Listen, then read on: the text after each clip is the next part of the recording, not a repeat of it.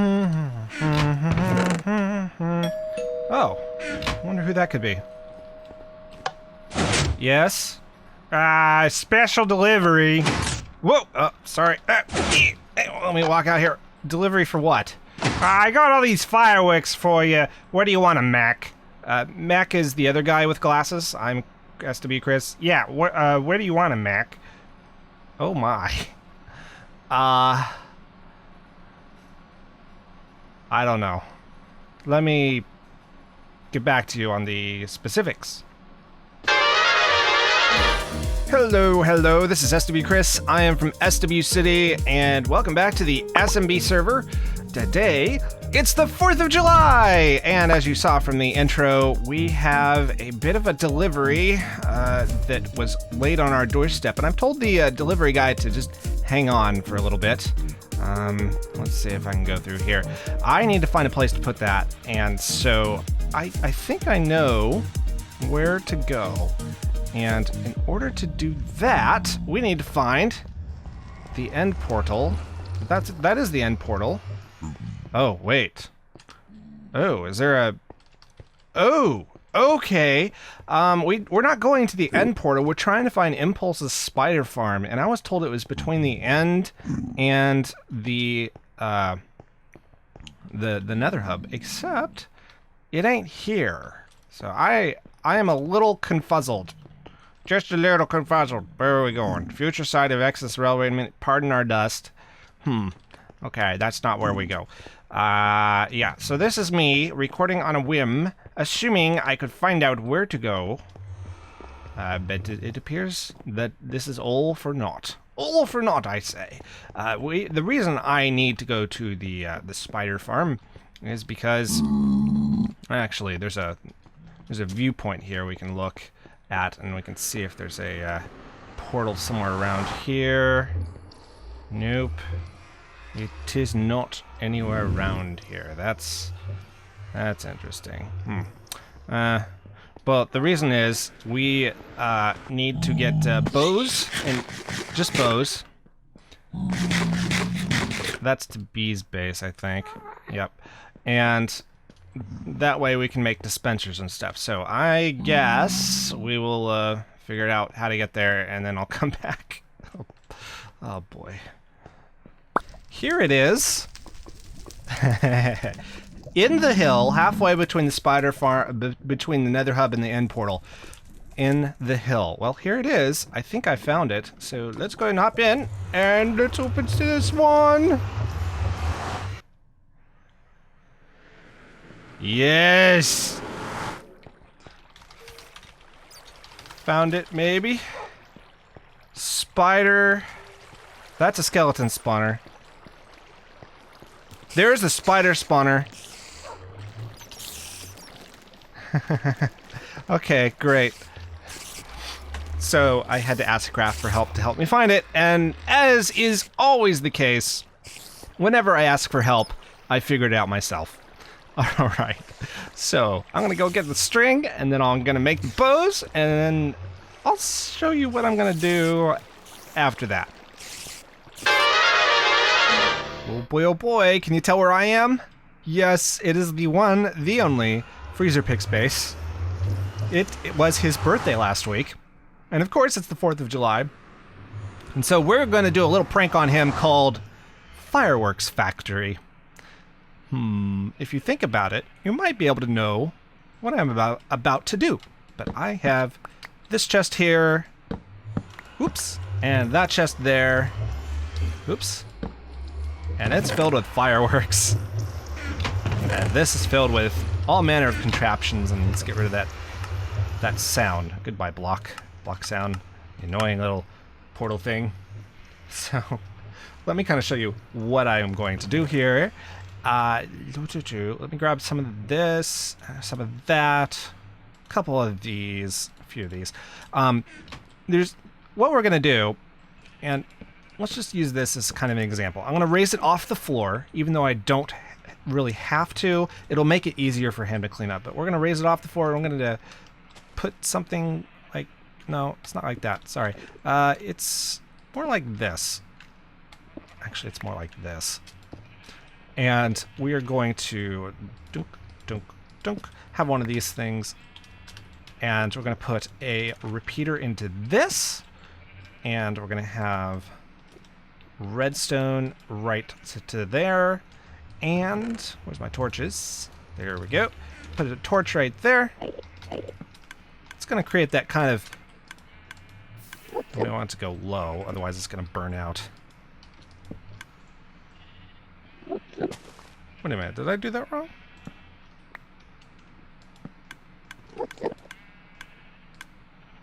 Okay, yeah. Like that. Yeah, we wanted to do that. Took a while. And we're going to put fireworks in there, and they're just going to go up and blow off. But we have a problem, which is that this place is filled with entrances and exits. Did I trigger him? I hope I didn't. I may have. Oh well. It's filled with entrances and exits, and so we've got to cover each one of these. I don't want the fireworks to go off until he walks through here, or he walks up into this area. And so we got to cover this. We got to cover these doors. We got to cover the portal. We got to put tripwires over these doors way over here too.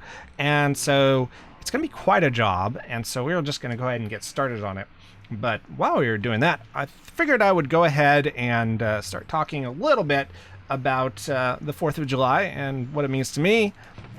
So growing up, it used to mean an excuse to light off fireworks and get together with friends.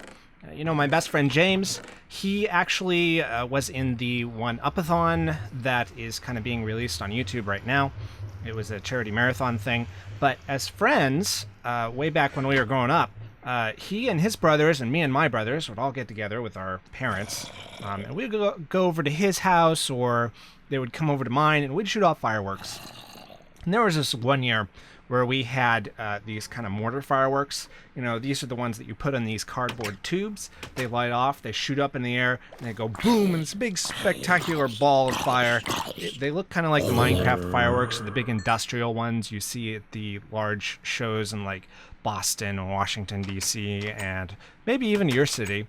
And one year we were shooting them off at my place, and I think maybe it was my brother Matt, he kicked over the tube on accident after he had lit the mortar and put it in there. As he was dashing off, he turned around really quick, and the heel of his shoe kind of, you know, kicked the tube over, and it went off. And boy, oh boy, if you want to see fireworks up close, do that. It's not safe, but that was a real show. That was really awesome to see. Just a firework just kind of blow up in your face, but... You know, nobody got hurt, but it was really kind of neat. And I'm kind of digressing here, but, you know, that's kind of what we did every year. And it wasn't until I was maybe in my teenage years when I kind of learned to kind of take 4th of July in more of a deeper kind of meaning for me. And so to me, in my teenage years, it came to me in a celebration of the country's founding. And most people would just kind of stop there, and they're like, Yahoo, go USA, and all that stuff. But for me, it wasn't just that the US existed that I was celebrating. It was more of a celebration of the ideas behind the founding of our country. And so I'm going to explain those, but I'm going to kind of spin it in a little bit of a different way that I hope is maybe clearer than all the patriotic mumbo-jumbo you hear every time this year. And these ideas, they're pretty simple ideas, but the first one was that all human beings were created by God. The second one was that because of that, they all have the image of God and are therefore entitled to the same basic right to life. And thirdly, and also because of that image, you also have the right to live your life in the service of the good, the true, and the beautiful. And the good, the true, and the beautiful is kind of a neat little philosophical terminology thing. It goes all the way back to like the time of Plato, and this is like thousands of years ago. Plato's like kind of known as one of the fathers of philosophy, if not the father of philosophy. And so he's this really old kind of philosophical dude, and he proposes, he kind of elucidates on these ideas. I think they might even be a little bit older than him. Wikipedia says it goes back to Parmenides. But he elucidates on these ideas, and then throughout time, it kind of gets more and more developed, and it comes to mean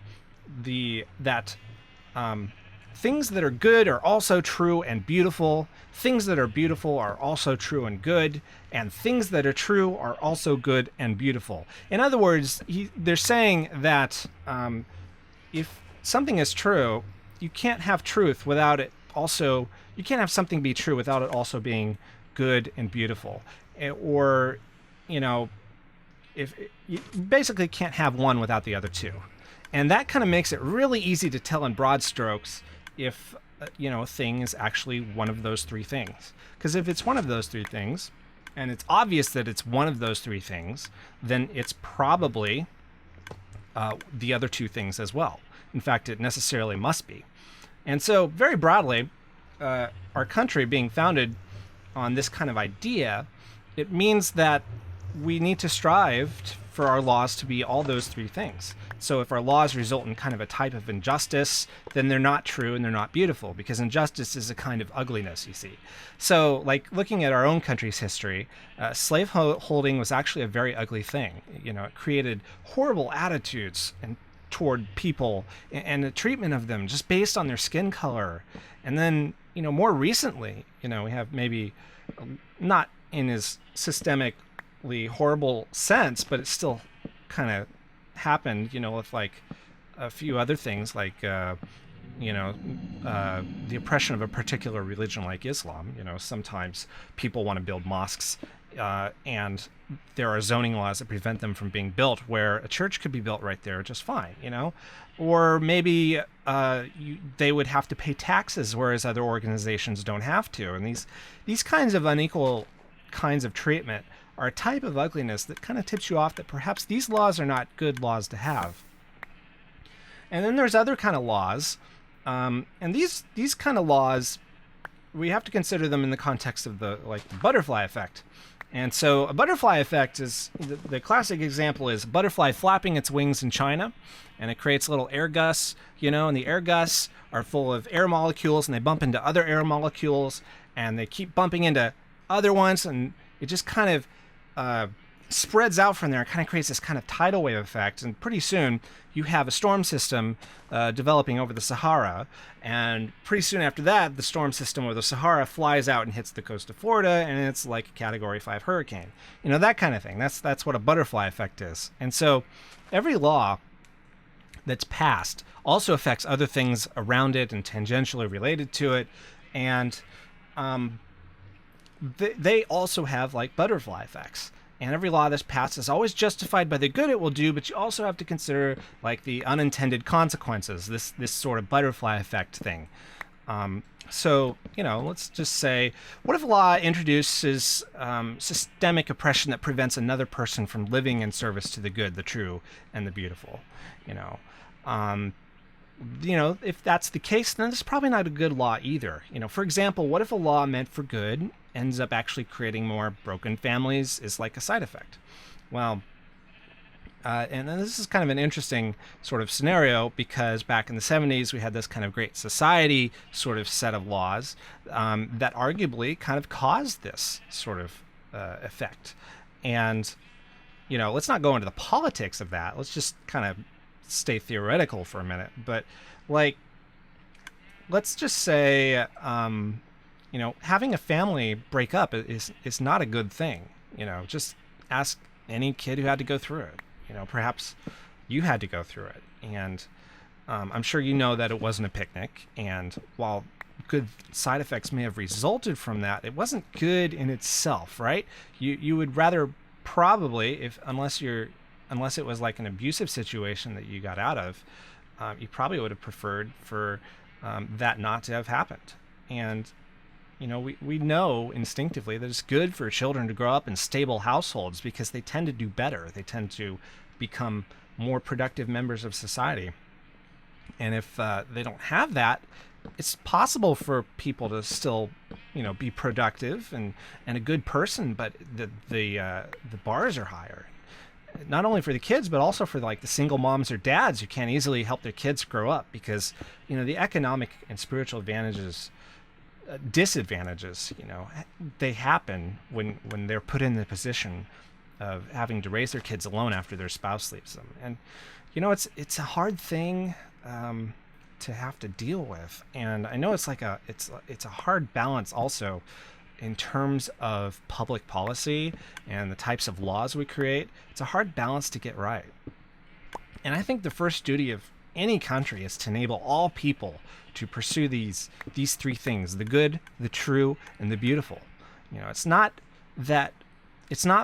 for the country to enable you to do anything you want. I mean, if that were the point, then let's just not have laws. You know, there's a reason we have laws, and that's because laws are ideally laws should be moral goods that kind of enable us to pursue good and true and beautiful things. And, you know, sometimes that's not always the case. And actually, you know, I'm of the belief that it's something no country can perfectly live up to. I mean, including our own. I mean, or including my own. Look at our history. I mean, there are lots of injustices, and I actually touched on a couple of them earlier. And just because we can't perfectly live up to this ideal doesn't mean that we should not pursue these ideas or that these ideas are wrong. You know, and I think the founding fathers of the United States understood this. They kind of understood it in different terms, perhaps. They were kind of going more towards the John Locke and Judeo-Christian sort of melding of kind of like Enlightenment and Judeo-Christian ideas. But, you know, I think that's what they were trying to go for when they said, we hold these truths to be self-evident, that all men are created equal, that they are endowed by their creator with certain unalienable rights. That means rights that you can't take away. That among these are life, liberty, and the pursuit of happiness. And I think that's why these ideas are worth celebrating. So anyway, I'm going to go ahead and set up the rest of this prank, and then I'll show you the result. Okay, let's see if try number 2 is worth it. I forgot to record sound. In fact, let me just double check and make sure I still am recording. I am recording sound now. Great. Okay. Yeah, so Yergs was here. I showed her the prank, and she got a great reaction, but I forgot to record the sound, and she wasn't on mic anyway, so I figured I would just go through and show you myself. This is going to be what triggers it.